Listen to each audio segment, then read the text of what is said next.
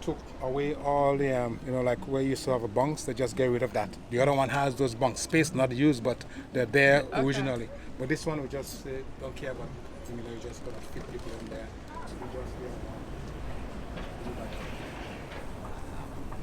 We just marine ply West system and marine ply Bronze ply from Holland, only from Holland. Really? Yeah.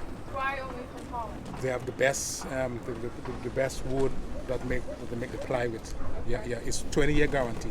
Now it's like 15 years of. Like in the 90s there were 20-year guarantee. But now, you if you get damaged, the wood could get wet for a period of time, whereas any other ply Douglas fall, so they would you have real problems. Right away. It's crazy. You don't see a lot of cats that are like catch rig. Would you consider it catch rig? Yeah. Well, this is schooner. Schooner. This is two schooner. Because they're the same. Yeah, same height. Same height.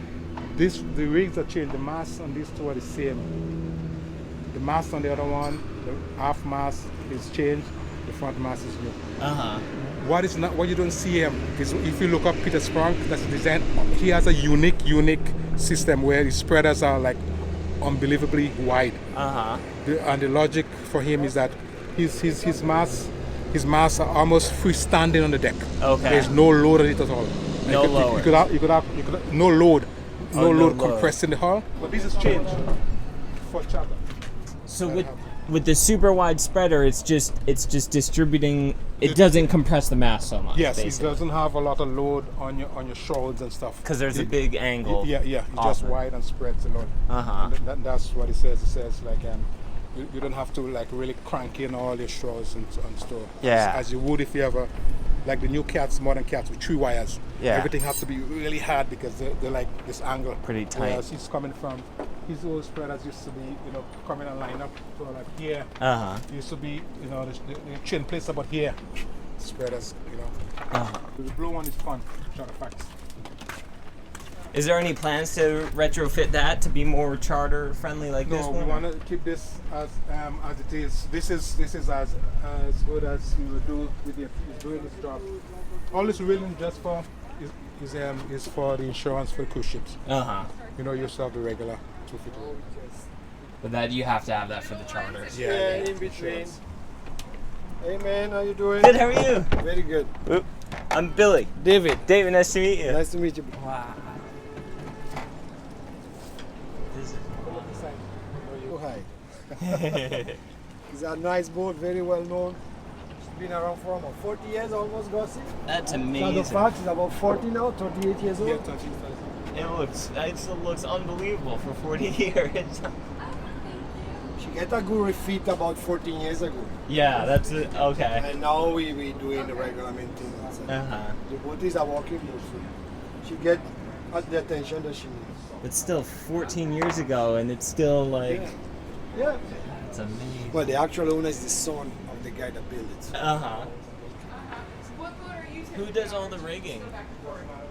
Well, we do most ourselves, and then Turbulence is the one that do the seas.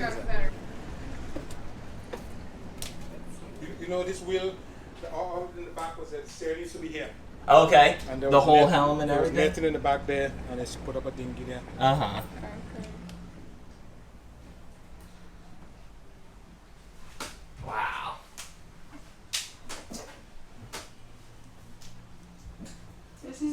Is that table so cute? Just small hull access. Can we go in here, Sierra? I think so.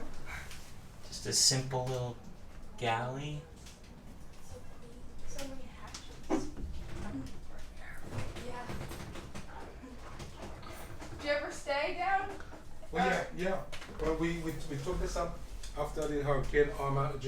Actually, we went for our friends in St. Martin, bring some stuff up. Okay. And that was the first time since she been into the charter business that we actually took it on a distance trip. Gotcha. Normally we go up to the Keys and stuff. But before that, before her charter, she used to be just a nice personal little charter boat. For like. But you did some good work with her. You helped some people. Good time. Dave, when did you get started? I got stuck. Irma hits the Marty. Yeah. And went to They all help have families in Martin, so they went up with the boat. and got stuck. Where did you guys end up going St. for? Kitts. St. Kitts. Only place that didn't get hit, and we had a little marina spot that we thought they were going to haul us because everywhere else had previously got damaged, so we couldn't go back to St. Martin. There was nothing. Antigua was trash, like okay, St. Kitts was missed, but got missed, so we said St. Kitts. And then we got hauled on the eve of the storm because they had the travel lift had problems with the tires and blowing up tires and the hours passing like you're like, man, this is Oh, jeez. And Maria was getting stronger and stronger. Yeah. every day. It's the convention center. Get off.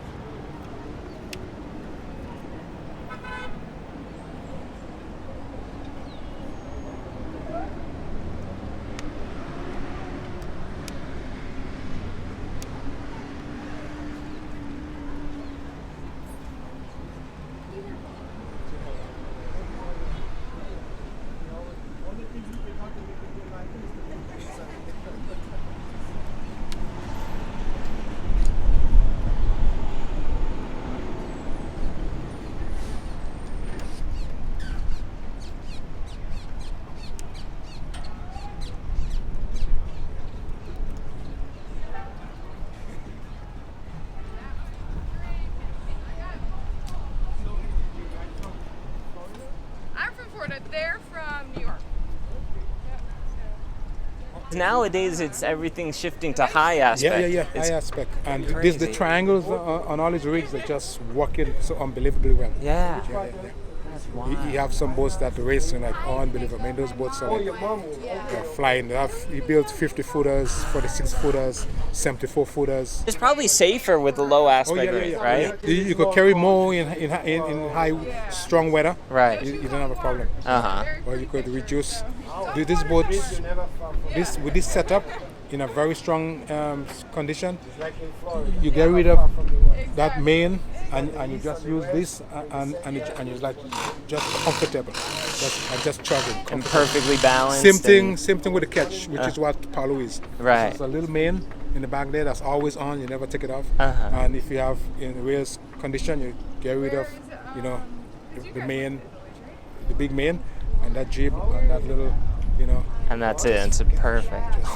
honking. So originally you said it had one single outboard on it. There was a sledge in the middle, like a sledge, and just got like for this boat, it was in those days it was Evanwood was a popular brand, and like a 65. 65 horsepower. Yeah, that was it. And do you know what it would push that at? Push it at? Oh, if she's empty, when she's loaded, it is a problem. But when she's just a crew and stuff, you could do like 8-9 knots. 8-9 knots. Which for that cavitation, but get it done deep enough. We used to put a snorkel on the top. You know what a snorkel is? Oh, a snorkel, So, really? so like a air conditioned hose, like it breathes and we seal it good. So when she dives under the water, she doesn't get flooded. That's crazy. Because every year you have to go on holiday and look, because they get so much water going to St. Bart's.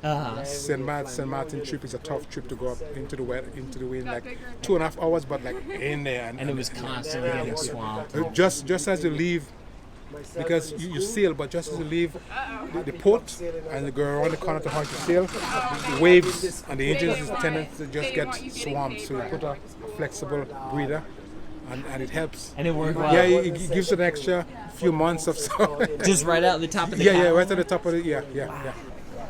Wow. So it's a 4-cylinder? Sail drive, yeah. Sail drive with folding props, you said? Yeah, for the props. So you said $1 in green. And how much horsepower did you say? This is Dave. This is 40 or 50. 50. Which one? This one. This one is a 40. The 40 horsepower. And you said it flies with these, huh? Yeah, no, they do very well. I mean, you could do 12 knots. Way shinier than ours. Put there. Okay.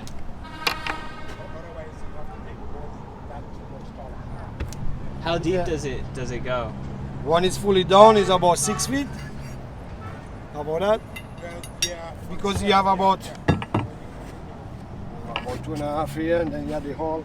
Right now it's flush with the hull. Okay. So if you put it fully down, it's about 6 feet. Uh-huh. How about that? have enough space. Uh-huh. So now there is keg. Now when you put in two boats on the same leg, what we have about 10 degrees difference. Oh, really? Just a little. Is it like a little sacrificial type skeg? Just kind That's of. right. That's right. That's right. But Like- when you put the two boats close together on a windward leg, you could see the difference. 10 degrees or so. Oh yeah, Wow, between that's 5 and amazing. 10 degrees. Yeah, absolutely. That's crazy. And when you guys are sailing with this, going to weather, and do you put both boards down? Yeah, I do. Some people put one more, one lower, but I just Yeah. put them, two of them float.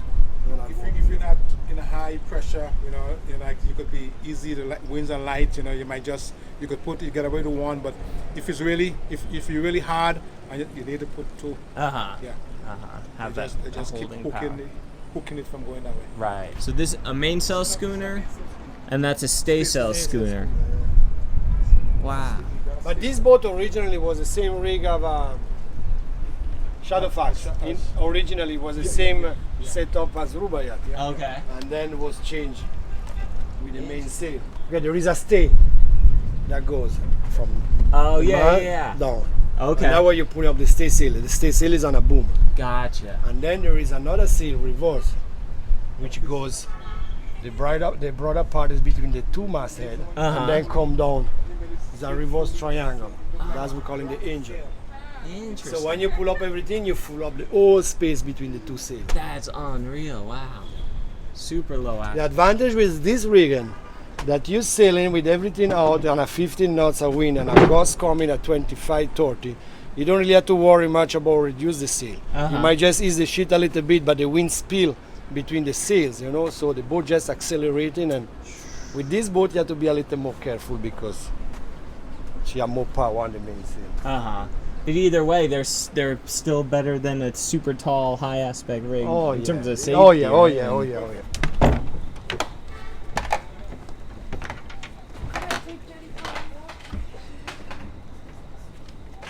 She has it?